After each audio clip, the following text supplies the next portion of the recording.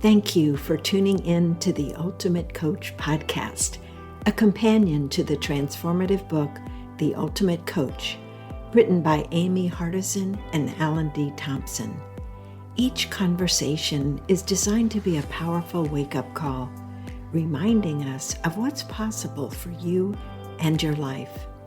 So if you're on a journey to expand your state of being, this podcast is for you. Welcome to the Ultimate Coach podcast. I'm your host, Ipek Williamson, and today I am thrilled to have a truly remarkable guest, Vicki Abadesco. Vicki is an internationally recognized leader in social, emotional learning, anti-bullying, and empathy-based education. With over 30 years of experience, she has empowered countless young people and adults with essential life skills and conflict resolution tools. As the co-founder and director of Infinite Possibilities at Soul Shoppe, Vicki is dedicated to building communities grounded in empathy and compassion. Her contributions include co-authoring Cool Tools for Schools and the Empathy Balloon, as well as authoring Free to Be, Untold Stories of Going Beyond Bullying. Vicki's mission is close to my heart as she focuses on nurturing the next generation and creating safe, transformative spaces. I'm so excited to dive into her journey, her work, and the impact she is making in the world. Vicki, thank you so much for joining me today. Thank you so much for having me. It's such an honor. Thank you. Thank you. So, Vicki, to start, I'd love for our listeners to get to know the heart behind your work. Can you share with us what originally inspired you to dive into the world of social emotional learning and empathy-based education? Yeah, great question. Yeah, and I'll just say that probably for most of the people that are listening, watching this, like we all had something very personal in our lives that pull us to be passionate about what we do and how we be in the world. And so I could say that I have a history of being in education. I've been in youth work my entire career. So even at 16, I was at the local YMCA running after school programs. I was a camp summer counselor.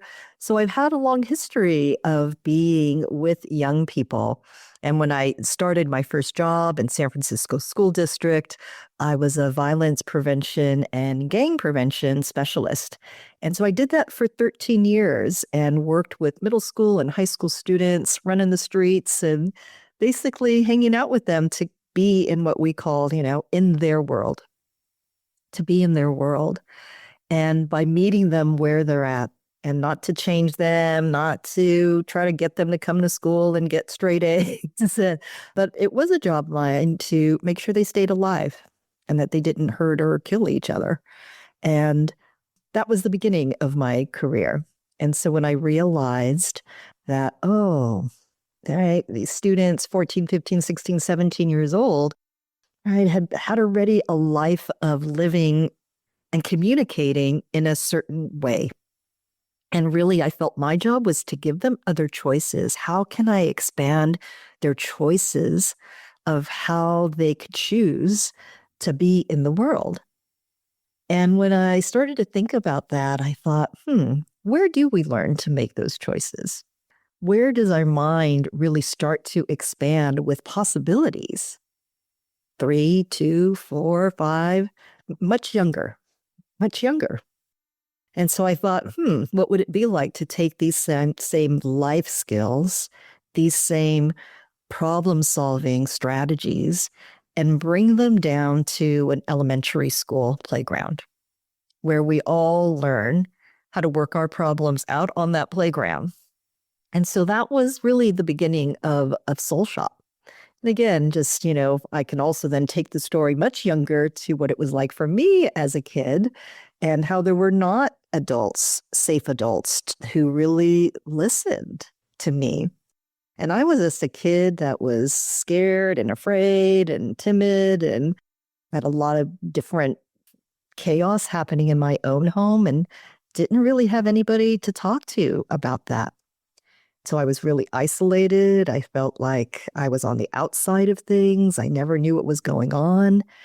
And so I had a lot of feelings that I didn't know what to do with.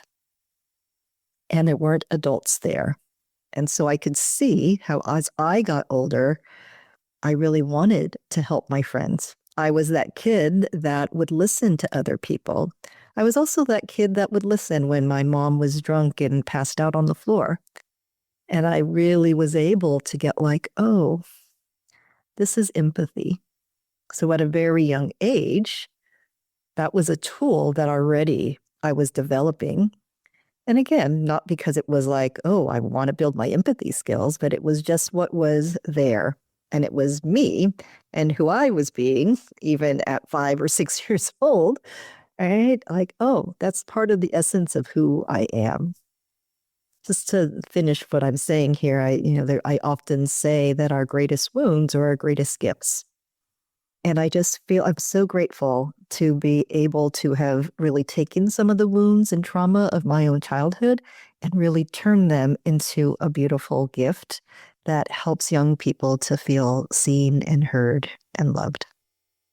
I cannot imagine a better cause than helping raise beautiful human beings.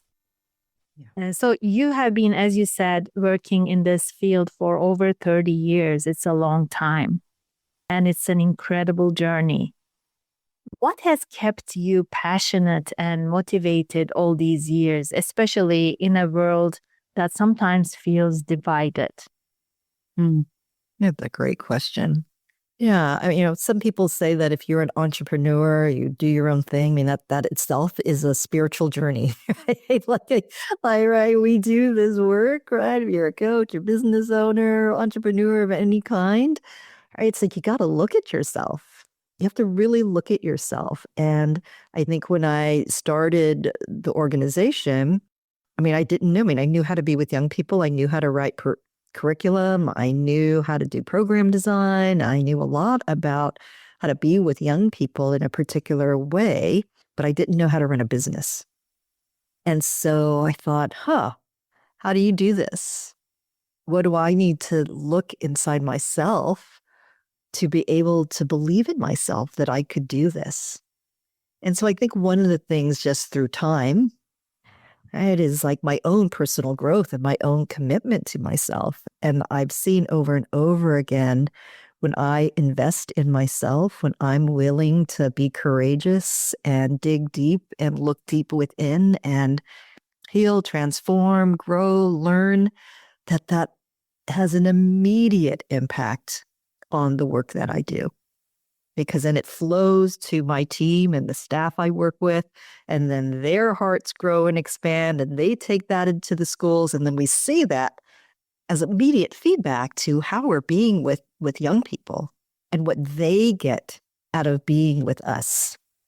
So I feel like, what's the biggest motivator? It's like, because I get that instant feedback. And again, I think anybody who does service work, again, if you're a coach, you work directly with people, whoever you serve, most of us know that, our own investment shows in how we work with the people that we serve. Yes. Well, I so agree with everything you said. And that's why I find coaching as addictive, because it brings so much of that happiness and joy, getting that instant feedback, positive feedback that you want to experience it again and again. And everything you said is so contagious. Like how you show up, who you are being is contagious. So if you are on the high and positive, that is contagious. And children especially show it, reflect it back immediately. Absolutely. So I have another question that I'm interested in what you're going to say about. It is the wisdom you see young people bringing to the table. What do you see? Like how surprised yet seeing that wisdom that they share, they bring. And what do we have to learn from and amplify? Yeah, there's so much wisdom there. And here's the thing about it is, I know for me growing up, I did not have adults who listened to me. And my guess is, if anybody, again, who's listening or watching this, maybe the adults in your life also didn't really listen to you. And so what wisdom did I have as a little kid that got missed? So I think about that every time that we are in rooms with kids, because it's a depth of listening that we want them to feel. And they do. And we want them to get like, oh, you're listening on a really different level, not like most adults in my life, who usually are like, do this, go there, sit down, clean them, right? All of these sort of things. And so one of the things that, we hear wisdom every single day, but I think one of the things that sticks out the most for me is we teach a forgiveness tool that's called the cleanup. And the cleanup really starts with an acknowledgement. I know that I hurt your feelings. I know that I talked behind your back. I know that I cut you in line, right? These are some of the common things, right? And then it's basically, I apologize. And then what can I do to make it right? So this particular language that we are teaching kids, we're giving them these words as they're in this incredible time in their life where they're building their language. They're building those social and emotional skills. So they get to say, what can I do to make it right with you? Which is an acknowledgement that they hurt something. Something got messed up in between our friendship or our relationship. So what can I do to make it right with you? And then they get to take a moment and pause to listen as somebody tells them. So both the person who's asking and then the person who is in the position to forgive, they actually get to say, oh, yeah, I need respect. Will you invite me next time? Will you include me in your game? Will you please not talk about me? And then they get to respond with, next time, I'll include you. Next time, I won't talk about you. Next time, I'll make sure that you are asked to hang out with us. And then the last line is, will you forgive me? So again, to teach a 5-year-old, a 6-year-old, a 10-year-old, to ask somebody else that very basic but powerful question, will you forgive me? And then for the other person to powerfully be able to respond with a yes or a no. And so this kind of authentic, right, way to repair a relationship, to ask for forgiveness, right? We're going beyond like sorry, right? This isn't like, just say you're sorry. Right? And that's how most of us have learned to apologize for something. And one, we know that person doesn't mean it. And we also know we didn't mean it. And so every day we get to watch these rooms where not only do we teach this tool, but we watch it happen in action. So kids come up, right? We had this one situation where we were with a group of 5th graders and we're teaching them the cleanup. And we're also teaching them having a conversation about bullying. And a lot of kids don't realize that they're like doing some of the bullying behavior, right? Everyone thinks it's always somebody else that's doing that, but it's never us. So when we make a list of like, oh, what's it look like? What's it sound like? And they see that list. And so in this one group that we were working with, we had 2 5th grade boys. So one says, oh, I have a cleanup. I want to do a cleanup with somebody. And so then he points to another boy in the room. And the boy, we ask if he wants to come up and be part of this cleanup. And he agrees. So you have these two boys that are in front of the whole group now. And the one boy says to the other, I am just learning that I have been bullying you since we were in first grade together. So I acknowledge that I've been bullying you and I apologize. Right? He goes through the steps. What can I do to make it right? And this other boy was so stunned. He had little tears in his eyes. And he's like, man, you've been calling me that name. You've been teasing me ever since we've been here at school together. I never thought I would hear an apology from you. So then he said, please don't call me those names anymore. And the other boy also then started to have tears in his eyes. And he just said, I just didn't think I was ever that kid. Will you forgive me? Right. So to watch these two boys, right, have this interaction and be able to use language again, these words are, we talk about in this community, the power of our words, right? To have these young boys have that kind of language, right? So let's fast forward. Who are they 10 years from that moment, right? 20 years. What happens when they're in high school, college, in their careers, and they have a tool like the cleanup? How are they in their relationships with their own children, with their colleagues, with their friends? To be able to have something like that. That's so amazing. Really warms my heart listening to this story. Thank you for sharing. It's so powerful. And I'm a Ho'oponopono practitioner. And I use it a lot with my clients for inner child healing. I know that you are also deeply interested in the wisdom of the little kid within each of us. From your perspective, how do you see the role of reconnecting with that inner child in your journey of self-discovery and healing? Yeah. I think that's the work in so many ways, right? When we talk about different things like creating a document with, right, how do we be in action in some ways? What keeps us from being in action in some ways, right? And a lot of it is a thread back to when we were back on that playground, right? It's like, oh, the first time that maybe somebody told us, you can't play with us, or hey, you're not good enough, or oh, I don't like you. Right. So we get these kind of, right, again, wounds or hurts from our early childhood, and then our life gets shaped by that.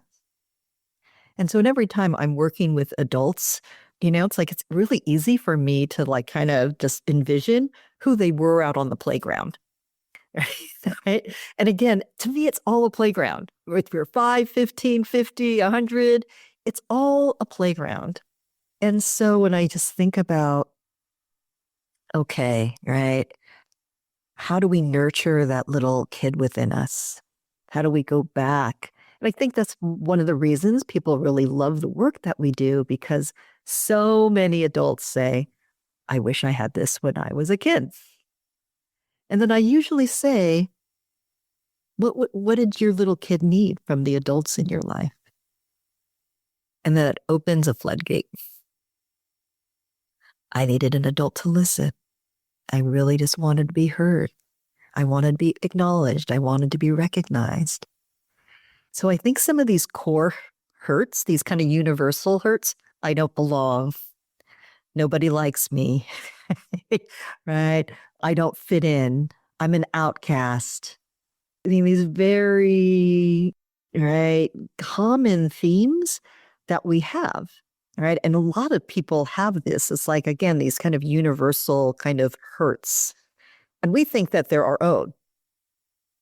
And they're not, right? Right? It's like, oh, every kid has some sense. Every adult has some sense, right? I don't fit in. I belong. I'm with, the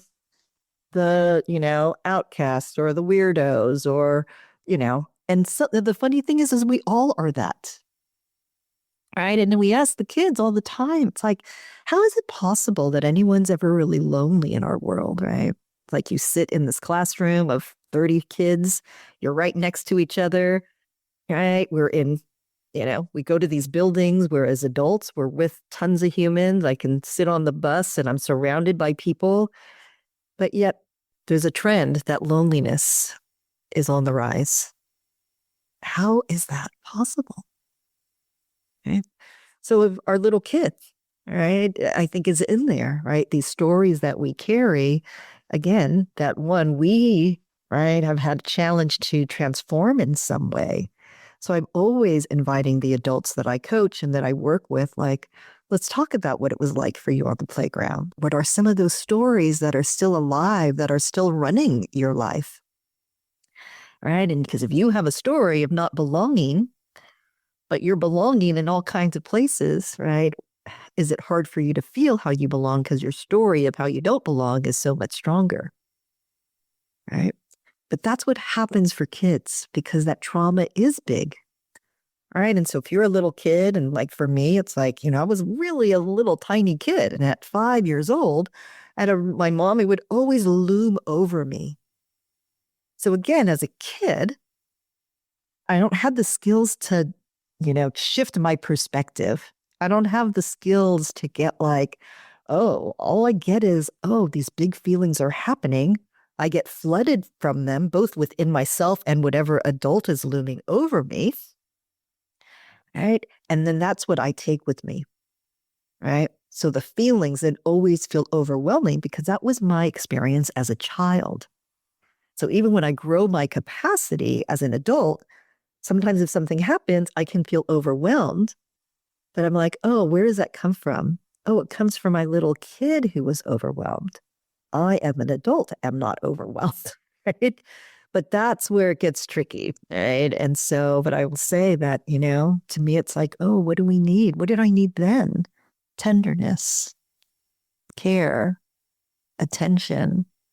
And those are the same things we can give ourselves, right? To nurture that little kid within us. Lovely, lovely way of expressing that. Thank you. So now I want to ask you about the upcoming Arizona event that we are all going in January of 2025. You are organizing a section for youth speakers, and your organization will be the beneficiary for the event. And hopefully there will be lots and lots of donations made. How does it feel to be recognized in this way? And what do you hope to achieve with the youth involvement at the event? Yeah. Well, first, I mean, it's an incredible, incredible honor. And yeah, when I was at the event last year and I saw, the beautiful organization that was a beneficiary last year, it, popped in my mind like, wow, what would it take for Soul Shoppe to be the beneficiary for the next one? And again, right, in our community here, right, it's like a thought becomes a possibility. Then you ask a question and then something happens. And so I asked the question and something happened. And so I'm overjoyed. And I feel I feel Judy's passion for what we created last year. And so when we think about, okay, we, supported an organization that stops, human trafficking. And what an incredible, incredible cause that all of us obviously really stood and stand behind. And so when I asked Judy about, why Soul Shoppe, her response was like, yeah, what we want to grow the next generation of students who will be the ones who are out there doing the rescuing, right? That's what we want our investment to be. And we want to invest into the next generation of leaders. And so it made sense. It made sense. And I, again, just feel I'm so grateful and I feel really, really honored. And I'm also really honored that she really recognizes the power of youth voices. And so we will have one section where we're going to have a handful of different youth speakers. And part of that is, again, I think what we've been talking about, which is, oh, I say something, you see the reflection in me. What happens when we see a young person up there how do we see ourselves? I think at any time we see a young person on stage being powerful and vocal and free and themselves, I think many of us have a longing of, oh yeah, that was me, or that could have been me, or I wish that were me, or I didn't have the opportunity for that part of me to show up as a kid. And so what's possible in our own healing by being able to watch young people in their power, in their agency, in their sovereignty, in ways that I know I wasn't when I was 7 or 8 or 12 or 20. Right? And so we get the gift of young people teaching us, right, and sharing their wisdom with us. And I really love how our community is just so dialed in with like, where's our best listening? How do we listen? How do we bring, right, speakers alive because of our listening? And so for us to even be present to, where do we turn off when children are speaking? Because how did adults turn us off when we were speaking? Right. And so that beautiful cycle where we get to check ourselves, where we get to notice for ourselves, right? What do we think about youth speakers, our own places where judgment might seep in? So I think it's a super beautiful gift that we all get to have and experience. And I'm so glad to be able to experience with everyone who's going to be there. Well, I can't wait. I'm counting days and hours and minutes. But let me tell you what I feel when I see young people sharing beautiful wisdom is it gives me hope. It gives me hope for the future of humanity. Yes. And the Ultimate Coach community, the being movement, and especially the second book that Amy wrote, The Ultimate Coach Concentrated, that is really directed to them, is so exciting. And having your nonprofit being the beneficiary of the event is so beautiful, because I so believe in the next generation, the young generation, but they always need our guidance, the direction that we will give them. And this is a way of supporting that direction that you and your organization is providing for them. So I am so happy that this is happening. Yeah, me too. Thanks. So something that I thought to ask you, in today's world, young people face quite unique challenges. Like with every generation, the challenges are changing, especially last few decades with social media and the changing landscape of connection. And obviously, COVID impacted that too. So what advice do you give young people on navigating these challenges while staying true to themselves? Yeah, it's a tough question. I mean, I think there's so many, like I think as adults, even that question, right? Like, what tools can we use? What do we have that's authentic to ourselves? And one of the things that we use, actually, you can see this poster behind me. So there's, we really teach kids about checking in, and we use a metaphor of an emotional balloon, and that we all have an emotional balloon that we put feelings we don't know what to do with. And so I think as little kids, right, they kind of sneak feelings in there, right? They don't know, like, I feel scared about something. Let me just put it in my balloon, right? Or what's happening in the world? So that kind of confusion. Also, they just put in the world because their balloon. So then that balloon is kind of gets bigger, right? We keep putting things in there that we don't know, like, oh, I'm afraid, I feel anxious, stress. Parents are fighting. There's one parent at home, someone's stressed, right? And kids, again, don't have the language to talk about some of these things. And that's all part of the work that we do, is really to help them have those words so they can say, I feel scared. I don't know what's happening, and it's scary. I feel scared. And so, for us, it's always about, how do you check your balloon? How do you understand your balloon enough so that you know that you're what we call emptying your balloon in a responsible way versus leaking your balloon, which is hurting other people or yourself. And so when kids understand these two things, am I leaking my balloon? Am I emptying my balloon? Let me check in with my balloon. So that particular tool, right, I think really just helps kids to understand that also it's about their balloon. It's not about them. So then kids could say, oh, I have these things in my balloon. What's in your balloon? Oh, I have these things in my balloon. Versus, oh, you're this, you're afraid, you're scared, you're frustrated, you're depressed. So it's like we talk about what's in our balloon.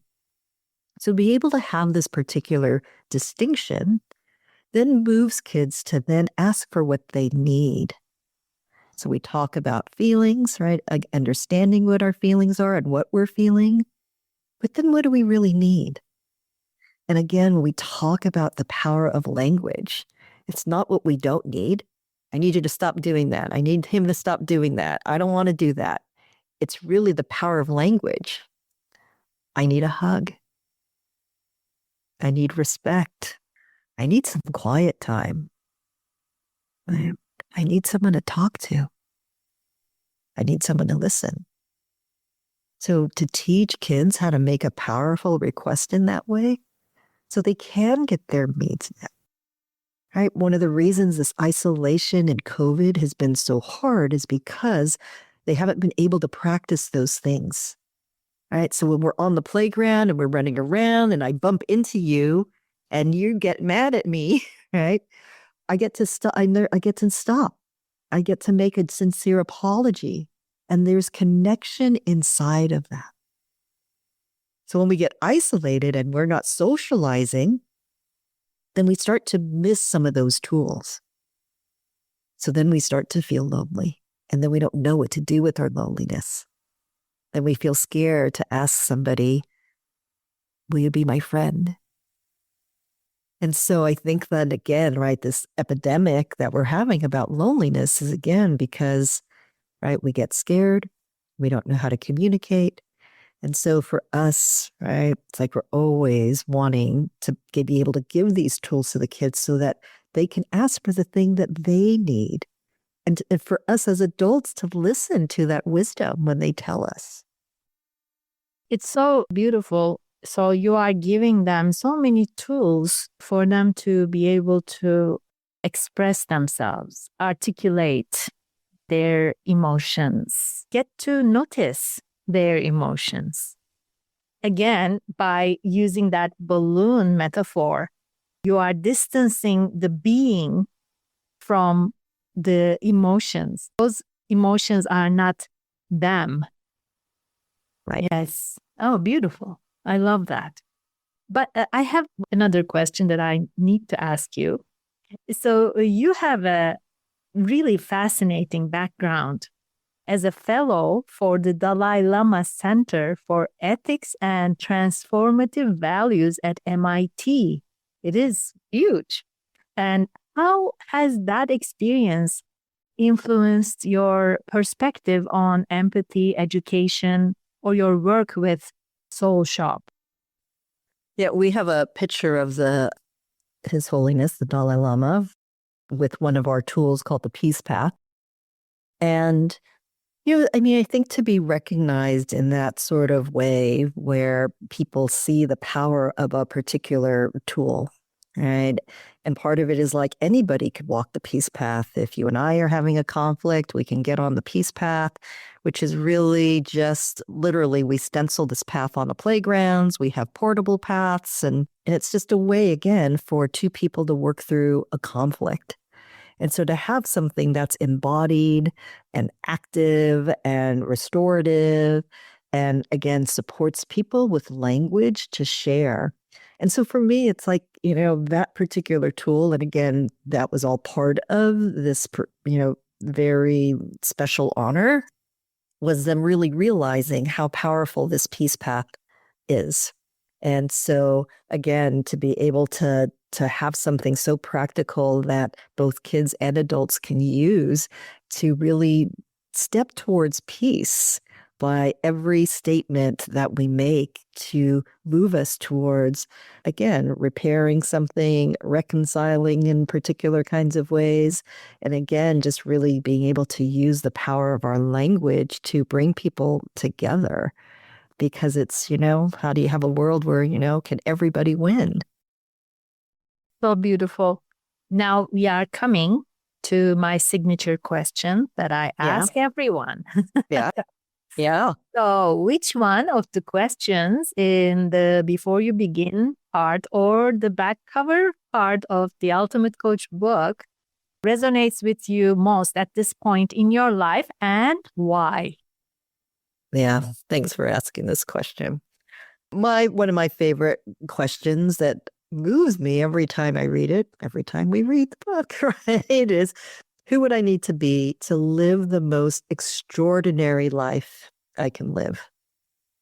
And what's interesting when I think about that question, and I think we were talking about, right, like our own process, how do we continue over and over again to heal that little kid inside of us? And when I was very little, I would like stare in the mirror and be, was so curious about who am I? Who am I? What is happening here?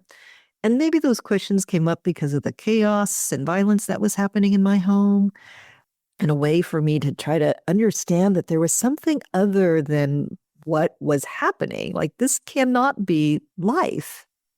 And so when I read that particular question, I think that was probably the question I might have been asking myself when I was 5 years old, in a situation that I didn't have control over.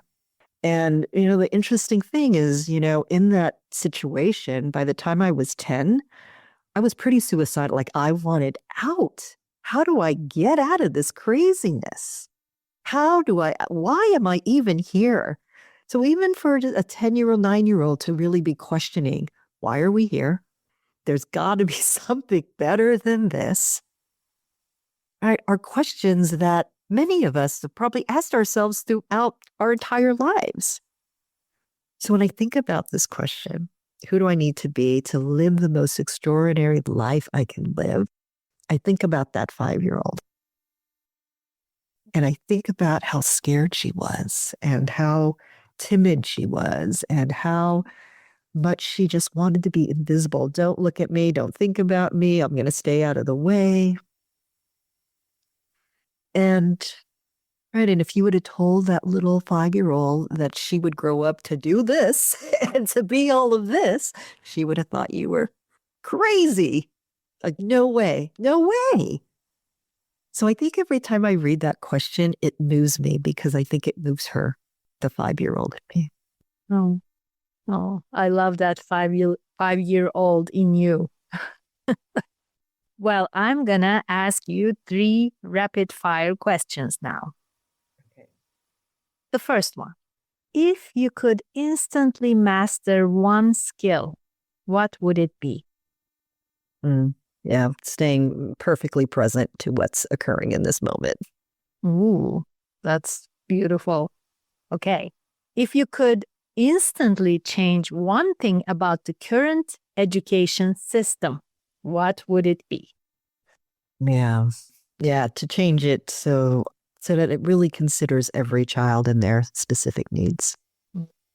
That's so sweet. And the third one, we already know that everyone should read your Free to Be book, Vicki, and also the Ultimate Coach book. But other than those 2, what is one book that you believe everyone should read at least once in their lifetime? Yeah. The Power of Now. Eckhart Tolle. Yes, it's a beautiful, powerful book, really. Okay, thank you. So, Vicki, I can't say how happy I am to have you with me, and I can't say how excited I am that Soul Shoppe will be the focus of the Ultimate Coach event in Arizona. Thank you so much for sharing your wisdom and heart with us today. Your work with Soul Shoppe and your dedication to creating a world rooted in empathy and understanding are so inspiring. For those of you listening, if Vicki's message resonated with you, and I encourage you to check out her book, Free to Be: Untold Stories of Going Beyond Bullying, and explore the transformative work she's doing through Soul Shoppe. We will have links to her resources and website in the episode notes. Vicki, before we close, is there any final message or piece of advice you'd like to leave with our listeners? First off, I'll say, Ipek, thank you so much for just your stand for this. Your listening, your questions, the space that you hold is beautiful. So thank you. And I know that every person who's been in this position has been held by you, and everybody who listens is held by you. So thank you for your incredible generosity and your kindness and your thoughtfulness in this process. Yeah. And then the other thing I would just say is I love that we brought in all of our little kids into this conversation. And so I would just invite everybody to continue to nurture that little one in you as best you can. And again, what are ways that you weren't listened to, wanted to be listened to, wanted to be seen, wanted to be heard, and give that to your little kid. Give that to your little kid in ways that maybe the adults in your life didn't or couldn't. So beautiful. Thank you so much. And I appreciate everything you said about me. And thank you so much. And I'll see you in Arizona. See you there. See everybody. Thank you. Bye-bye. Thank you for joining us today. If there's someone you know who could benefit from this conversation, please share this episode with them. Also, check out our website, beingmovement.com. You'll find valuable resources and links to connect to an engaging and wonderfully supportive community. Together, we can inspire and support each other on the path to a greater understanding of being. Until next time, take care and be kind to yourself.